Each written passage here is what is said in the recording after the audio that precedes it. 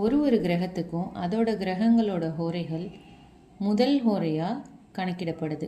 ஒரு கிழமையோட முதல் ஹோரையாக அந்த கிரகத்தோட ஹோரை இருக்குது. ஞாயிற்றுக்கிழமைக்கு பார்த்திங்கன்னா சூரியன் தான் ஹோரை, அதனால் சூரிய ஹோரை காலையில் 6 to 7.